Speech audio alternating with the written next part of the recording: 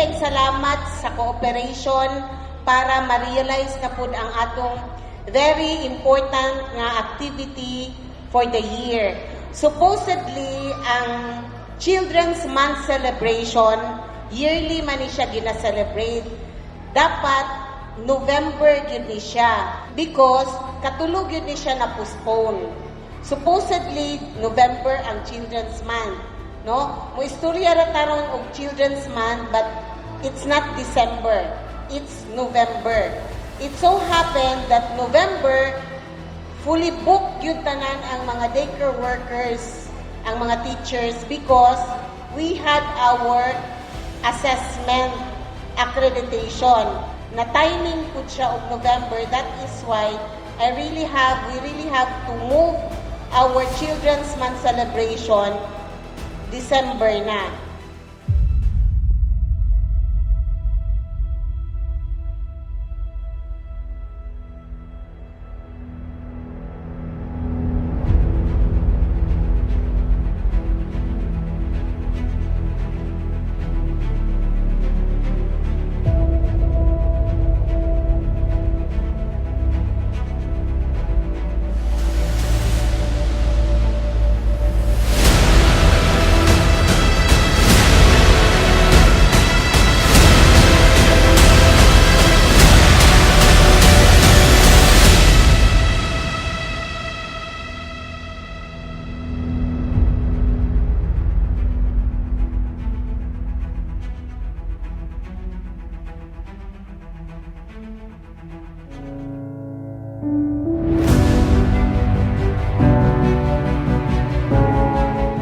The development thrusts of the city government of Bayawan are centered on its people, and the welfare of our children is among our top priorities, as evident in this 2018 State of Children Address.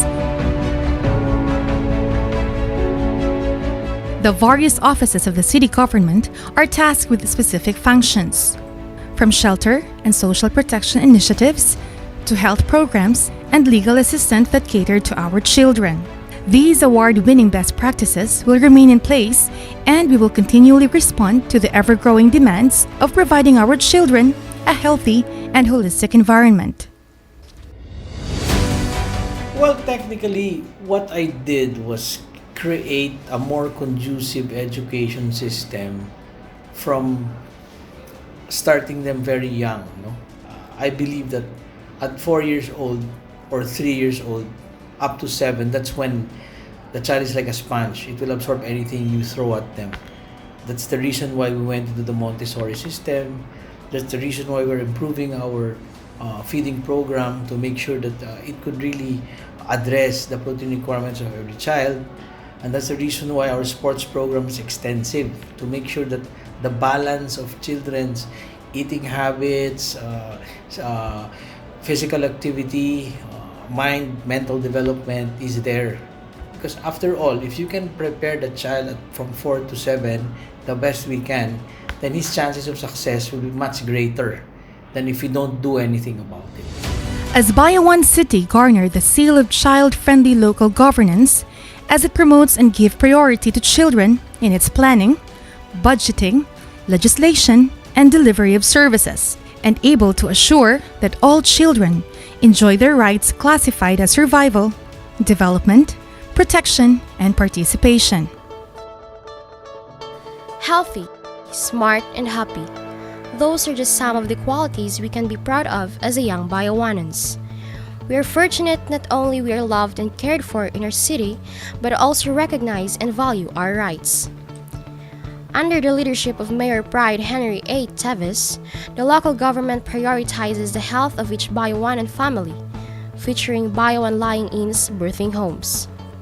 With the utmost care for the Bayawanans was brought to the various barangays. Education is also a priority. About 3,422 learners are enrolled in different development centers. In pursuance of establishing quality education in the city mayor accomplished Bayawan City's Early Childhood Care and Development or ECCD program by instituting the Montessori-type daycare system. Currently, There are 5 ECCD centers established in urban and hinterland barangays and 2 approved proposals with 6.7 million supplementary feeding. More than 4,000 children in daycare for 420 days a year. In the field of sports, the local government and Mayor Pride Henry A. Teves give its all-out support for young athletes.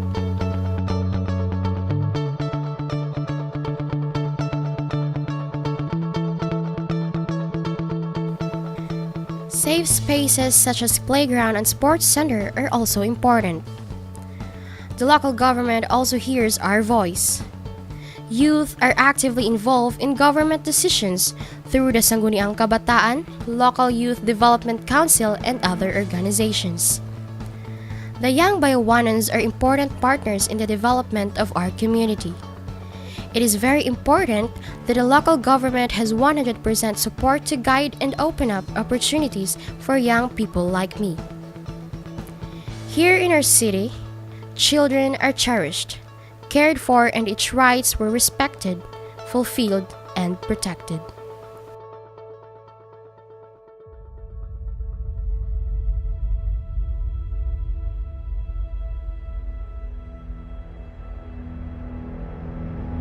Your dear Mayor will deliver his State of the Children address through your Tita Merlita.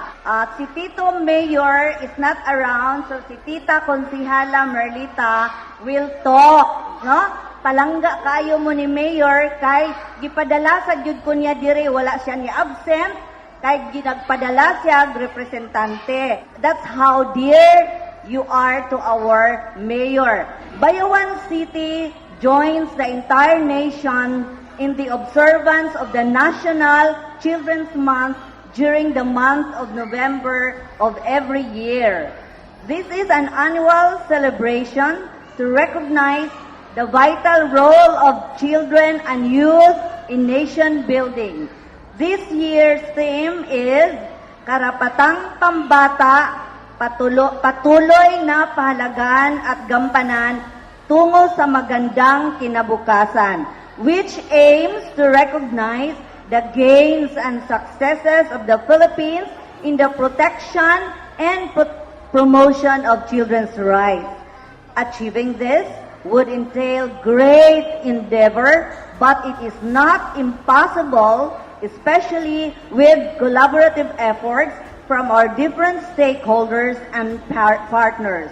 I would like to acknowledge the efforts of our local and barangay officials, key LGU offices, national government agencies, non-government organizations, teachers, and personnel from the academe, faith-based organizations, children advocates, and all our partners for all our efforts towards building a safe, nurturing, and protective environment for our Bayawan children. The city government of Bayawan makes conscious efforts to promote the welfare of our children and ensures that their rights to survival, development, protection, and participation are mainstreamed in our flagship programs and projects. We make sure that our efforts would benefit all children, irrespective of their social, economic status, religion, races, needs, and abilities. I want our Bayawanan children to unleash their potentials, to explore possibilities, to innovate, to think outside the box, and to envision for a better Bayawan in the future. I want them to be assets in this city. That's why we provide opportunities for them, opportunities that would reinforce their potentials and enhance their innate talents to achieve the future they want for Bayawan. Like it or not, we do not have the luxury of eternity. We would not rule this land forever. Surely, we will pass it on to the next generations. That is our Bayawanon children. We only paved the way, and we want you to continue what we had started and do even greater. In paving the way, the programs you saw in the video, projects and accomplishments that the city of Bayawan had implemented this year in response to the pervasive issues of children and in promoting the 4 broad categories of children's rights: survival, development, protection, and participation. Let us start with the child protection's rights of the children. These rights include protection from all forms of abuse, neglect, exploitation, and cruelty, including the right to special protection in times of war and protection from abuse in criminal service. The Children's Code of Bayawan City and the Gender and Development Code were approved last year. Such ordinances are long-term legislative measures that ensure safety and protection for all children in Bayawan City. Evidently, Bayawan City reaped the award as one of the child-friendly cities in 2018 and the previous years, which only prove that our efforts for the protection of children were not in vain. So congratulations, everyone, for a job well done. It is with great pride to let you know that we do not settle for less when it comes to educating our children, especially in their formative years. Last year, we piloted a Montessori Early Childhood Care and Development. That is the ECCD centers in 27. We call the OB Pagsasarili Center. It is with this aspiration that I wanted to expand this kind of teaching methodologies and system, and had trained additional 3 teachers as well. I am hopeful to establish more centers in coming years. This is indeed one of the distinctions we have in Bayawan City. In fact, visitors from other cities and municipalities made our pilot OB Pagsasarili ECCD Center in Barangay Poblacion a site for visit, a best practice indeed. Lastly, I would like to thank our partners, stakeholders, and to whom the credit is due for being vigilant advocates for our children's rights. Continue paving the way for the future of our children. The future of Bayawan depends on what we are doing now. Let us continue the good that we had started, improve the not-so-good ones, and innovate for something better. Maria Montessori, the founder of OB Montessori, whose methodologies we are replicating, once said, "Within the child lies the fate of the future." Ibayaw ang Bayawan. Sincerely, Mayor Pride Henry VII.